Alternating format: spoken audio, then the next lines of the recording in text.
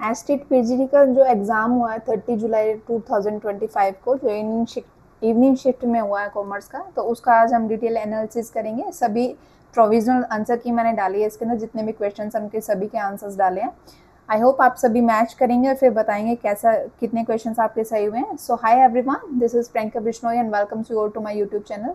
सो बिना डिले के हम स्टार्ट करते हैं फर्स्ट क्वेश्चन से। According to R N Carter, dash is the science and art of recording correctly in the books of account all those business transactions that result in the transfer of money और money worth. तो उसको हम book keeping बोलते हैं, ठीक है। Next question is in sinking fund method, question number 92, sinking fund method of depreciation the amount of depreciation क्या होती है, वो गोज ऑन डिक्रीजिंग होती है, हर वर्ष घटती रहती है, ठीक है। Next question is which chart is used to identify the changes or the trend that exists in a series of data। तो उसको हम लाइन चार्ट बोलते हैं या फिर अंकगणितीय चार्ट भी बोला जाता है जिसको। The difference in both balances, bank balance as per cash book and passbook may not arise due to which of the following reason। कौन से रीजन की वजह से नहीं होता, वो लाइक और डिसलाइक्स की वजह से उनके बीच में डिफरेंस अराइज नहीं होता है, ठीक है। Question number 95, from the following particulars calculate balance as per passbook for Verma offset. हमें क्या करना है कि उनका बैलेंस कैलकुलेट करना है। तो बैलेंस हमको गिवन है 2,40,000, उसमें हम क्या करेंगे, check issued but not presented in the bank amount, इसको हम ऐड ऑन कर देंगे।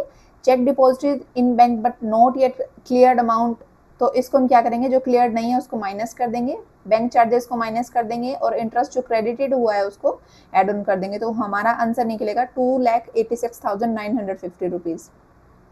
नेक्स्ट क्वेश्चन इज डिटेल्स दी है हमें, करंट रेशियो दिया है 2.5:1 एंड लिक्विड रेशियो दिया है। जैसे कि आपको पता होगा करंट रेशियो क्या होता है, करंट एसेट्स अपॉन में करंट लाइबिलिटीज, और क्विक रेशियो क्या होता है, क्विक एसेट्स अपॉन में करंट लाइबिलिटीज, है ना। इसको हम क्या बोल देते हैं, लिक्विड रेशियो भी बोल देते हैं, ठीक है। तो ये दोनों हमको गिवन है, इन्वेंट्री की अमाउंट भी हमको गिवन है। तो इससे क्या करेंगे, हम जितनी वैल्यूज को पुट ऑन करेंगे तो हमारा आंसर क्या निकलेगा, 16,80,000 निकलेगा। Next question is How is interest on debentures typically treated in the financial statement of the company? Interest on debenture को हम कैसे ट्रीट करते हैं, उसको हम चार्ज ट्रीट करते हैं against the profits of the company, ठीक है।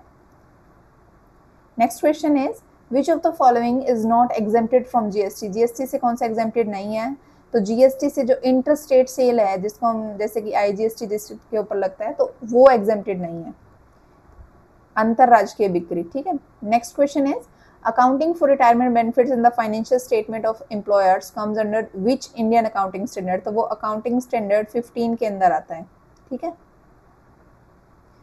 Next question is the original cost of asset is raised 2,50,000. The useful life of the asset is 10 years and net residual value is estimated to be 50,000. Calculate the amount of depreciation to be charged every year. तो हर साल जो depreciation charge होगा उसकी amount क्या होगी, 20,000 होगी। Next question is a company has net profit margin of 5%, total assets of 90 lakh and return on assets is 9%. its asset turnover ratio हमको निकालना है। तो जो जैसे हम वैल्यूज पुट ऑन करेंगे तो हमारा जो रेशियो निकलेगा वो 1.8 निकलेगा। नेक्स्ट क्वेश्चन इज, इन सभी को इन डिटेल हम सॉल्व करेंगे दूसरी वीडियो के अंदर, लेकिन ये रैपिडली सिर्फ इनके आंसर्स बता रही हो ताकि आप अपने आंसर की मैच कर ले। 102 question slash is the amount received or receivable by the enterprises from its operating activities। कौन सी अमाउंट होती है उसको हम क्या बोलते हैं, रेवेन्यू बोलते हैं। Next question, propose dividend for the current year is shown under which heading. कौन से हेडिंग के अंदर शोन होता है प्रपोज डिविडेंड, तो प्रपोज डिविडेंड हम कंटिंजेंट लाइबिलिटीज की हेडिंग के अंदर शो करते हैं, ठीक है, आकस्मिक देनदारियां के अंदर। Next question is which source document is issued if a customer return goods previously invoiced और the customer allowed further discount. तो वो क्या होता है, हमारा क्रेडिट नोट होता है या फिर क्रेडिट नोट बोला जाएगा उसको। Prince limited wants to prepare its cash flow statement, it sold equipment of book value of 60,000 at a gain of 8,000। The amount to be reported in its cash flow statement under activities is, जो amount credit की जाएगी, जैसे हम इनको क्या हो गया, book value given है, गेन गिवन है, तो दोनों का एड ऑन कर देंगे तो अमाउंट कितनी जाएगी, 68,000 रुपये जाएगी, ठीक है।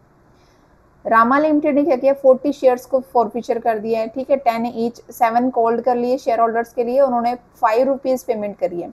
30 शेयर्स फॉर री इशू, 30 शेयर्स को री इशू कर दिया 6 रुपीज़ के हिसाब से। जो amount transfer to capital accumulation account में कौन सी ट्रांसफर होगी, तो 120 रुपये अमाउंट उसके अंदर हम ट्रांसफर करेंगे।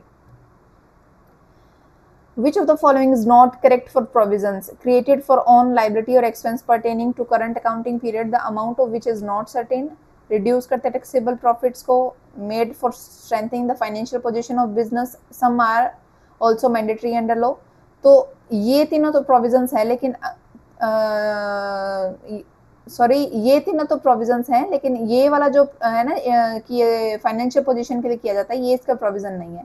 So correct option is option number 3. ठीक है.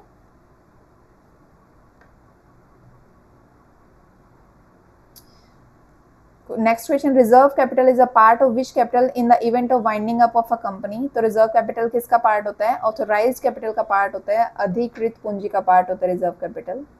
Next question is, dash are the custom uses or practices followed by accountants as given in the preparation of financial statement. उनको हम क्या बोलते हैं?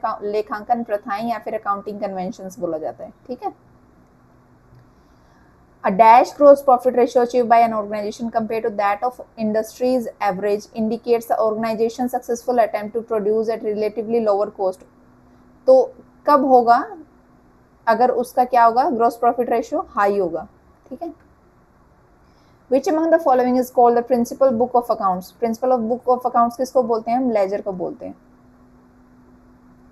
ऑल पार्टनर्स के रेशियो दिए गए हैं. ABC के हमें 3:2:1 दिया गया. D को एडमिट कर लिया as a new partner. It is agreed among the partners that new ratio between C and D will be same as between A and B. यानी कि ये जो C एंड D का रेशियो होगा वो 3:2 का होगा, जो अभी A और B का है. ठीक है, C और D के बीच के अंदर.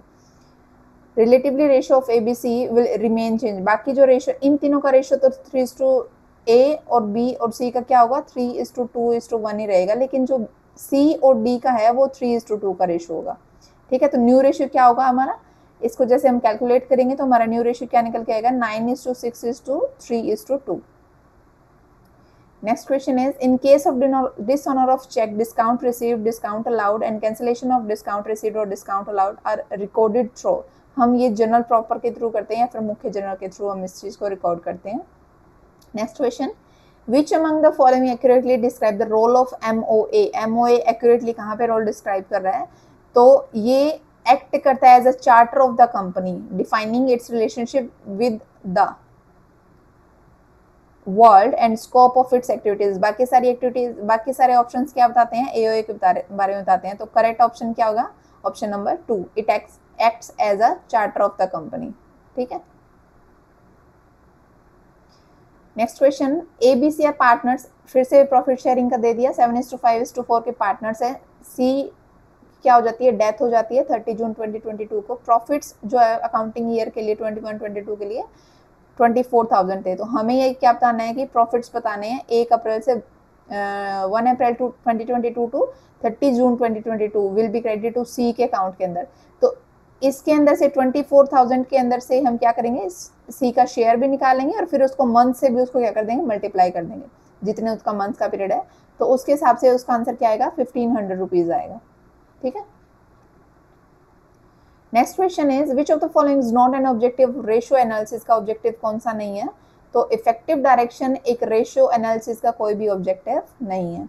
अगर कोई भी पर्सन फर्निश करता है एनी फॉल्स और incorrect particulars of an information और suppress any material information of which he is aware in any of documents filed with registrar in relation to the registrar of the company, he shall be punishable for fraud under which section? तो वो section 447 under section 5 इसके तहत होगा. धारा 447 उसके अंदर धारा 7:5. Next question is, which of the following is not a key feature of computerize accounting system. तो की फीचर कौन सा नहीं है?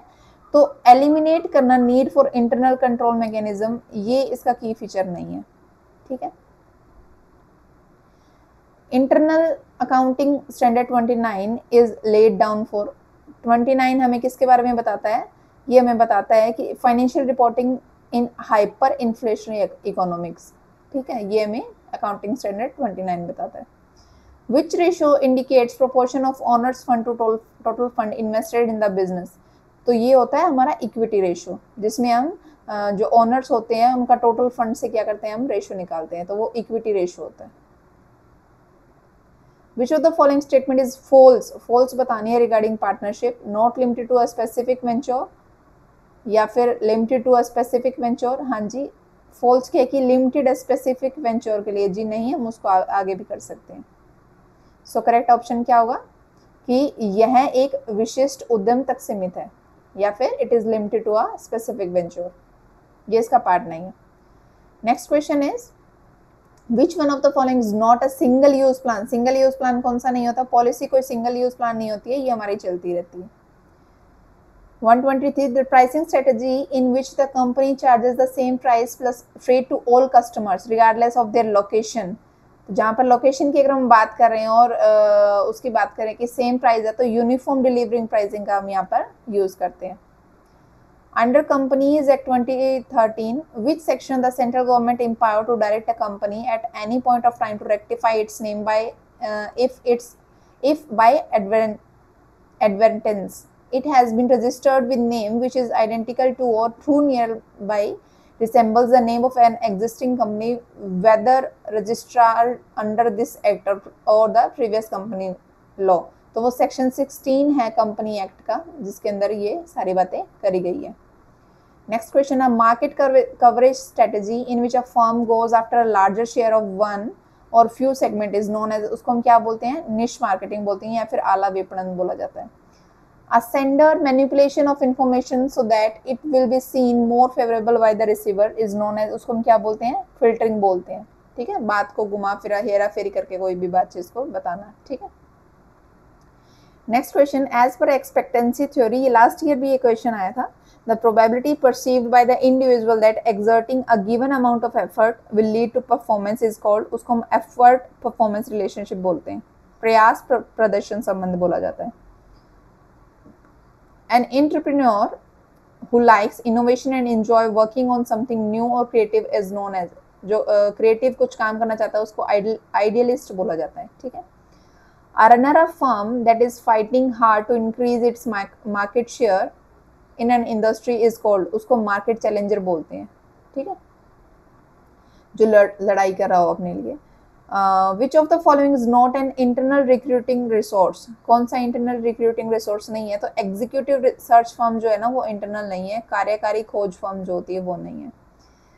In model of business buyer behaviour product and service choice comes under, किसके अंदर आती है, बायर रिस्पॉन्स के अंदर आती है ये सारी चीजें। हेनरी फ्योल क्या है, एक फ्रेंच इंडस्ट्रियलिस्ट है, फ्रेंच उद्योगपति है। ठीक है, था मतलब। Next question, a leadership style marked by going beyond the leader's own self-interest and instead focusing on opportunities to help followers grow and develop is known as, तो उसको हम बोलते हैं servant leadership। ठीक है, जो सभी को सेल्फ इंटरेस्ट के बियॉन्ड जाके उनके साथ में काम करता है। In which business ethos principle practiced by Indian companies and individual is trained in such a way that avoids conflict and friction, तो वो होता है जिसमें conflict और friction को हम avoid करने की बात करते हैं, तो नॉन वायलेंस आ गया, या फिर अहिंसा का सिद्धांत जिसको बोला जाता है। एडी मॉडल की अगर हम बात करें तो ए किसके लिए स्टैंड करता है, तो वो एनालाइज के लिए स्टैंड करता है। 136 विच of the following is a consumer under consumer protection act, consumer कौन सा होता है, कंज्यूमर वो होता है जो हायर करता है कोई भी service for a consideration which has been partly paid. ठीक है, तो वो कंज्यूमर होता है। Face to face conversation is an example of, face to face conversation किसका एग्जाम्पल है कि हाई चैनल रिचनेस हो रही है, अच्छे से हम बात कर रहे हैं, उच्च चैनल समृद्धि की बात कर रहे हैं। Next question is As per Companies Act 2013, public company may be formed for any lawful purpose, तो वो क्या होती है, मिनिमम मेंबर्स कितने चाहिए, 7 या फिर 7 से ज्यादा होने चाहिए। ठीक है, सो ऑप्शन नंबर 1।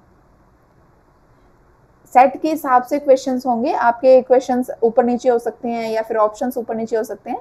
मैंने बिल्कुल करेक्टली अच्छे से बोल के बताया, तो आप चेकआउट कर लेना। The interview in which candidates are asked to describe how they actually handle a given situation is known as, उसको हम क्या बोलते हैं, behavioral interview उसको बोला जाता है, व्यवहारिक साक्षात्कार बोला जाता है। ठीक है, वैसे इस क्वेश्चन में मेरे को थोड़ा कंफ्यूजन है, मेरे को बिहेवियर भी लग रहा है और स्ट्रेस भी लग रहा है, दोनों ही लग रहे हैं। बाकी देखते हैं आंसर की में क्या निकालते हैं। The set of all product line and items that a particular seller offer for sales is known as, उसको हम प्रोडक्ट मिक्स बोलते हैं, जिसमें प्रोडक्ट लाइन के बारे में बात कर रहे हैं। Next question is capital bursting in which type of financial decision, is which type of financial decision. तो कैपिटल बस्टिंग क्या है, इन्वेस्टमेंट है जिसमें हम लॉन्ग टर्म की बात कर रहे हैं, ठीक है। Under Consumer Protection Act 2019, which section empowers the central government to establish a central consumer protection authority to be known as central authority to regulate matters relating to violation of rights of consumer? तो वो क्या है, section 10 है, धारा 10 होगी। The view that we can learn through both observation and direct experience is known as social learning theory. The Paris Convention for the Protection of Industrial Property was signed on 20 मार्च 1813 को Paris convention के बारे में वो sign किया गया था industrial property के बारे में 20 मार्च 1883 को। Next question is which one of the following is not a feature of max weber ideal bureaucracy. तो किसका ये फीचर नहीं है, तो वैसे तो ये चारों ही हैं, पता नहीं ये क्वेश्चन क्यों दिया है, क्योंकि ये चारों ही इसके फीचर हैं। जो स्पेशलाइजेशन की भी बात करते हैं, स्टेबिलिटी ऑफ टेन्योर भी होता है, फॉर्मल सिलेक्शन भी होता है, इम्पर्सनलिटी होता है। मेरे हिसाब से तो ये क्वेश्चन ड्रॉप होना चाहिए, बाकी देखते हैं क्या बताते हैं वो। 146 विच one of the following is first step of selection process. First step क्या होता है कि हम स्क्रीनिंग करते हैं, फर्स्ट स्टेप यही होता है, प्रारंभिक स्क्रीनिंग जो है ये फर्स्ट स्टेप होता है। Next question is Which international trade theory is usually formulated in terms of two-factor model? Two-factor model के में कौन सी होती है, तो वो होती है Heckscher-Ohlin theory, two-factor model, ठीक है। 148 According to computerized accounting system, which one of the following is not an example of non-master data? Non-master data का कौन सा एग्जाम्पल नहीं है, पसंद और नापसंद इसका क्या नहीं है, डाटा नहीं है। Which of the following is not characteristics of transactional leader? Transactional leader की कौन सी वो नहीं है कि वो इंस्पिरेशनल मोटिवेशन देता है, ये उसका कोई भी एक कैरेक्टरिस्टिक नहीं है, ठीक है। Last question, a different approach determining the effectiveness of training is called. एक ऐसा अप्रोच जो इफेक्टिवनेस को डिटरमाइन कर रहा हो, तो वो है ब्रिक हॉल्फ मॉडल, ठीक है। तो ये थे सारे क्वेश्चंस। मैंने बाकी सीडीपी में कौन कौन से आंसर सही होंगे उसका भी करवाया है, और जीएस मैथ्स इन सभी का करवाया है। तो आप वो भी वीडियो जरूर चेक करिएगा और अपने मार्क्स चेकआउट कीजिएगा कि आपने कितने स्कोर किए। Thank you and have a nice day.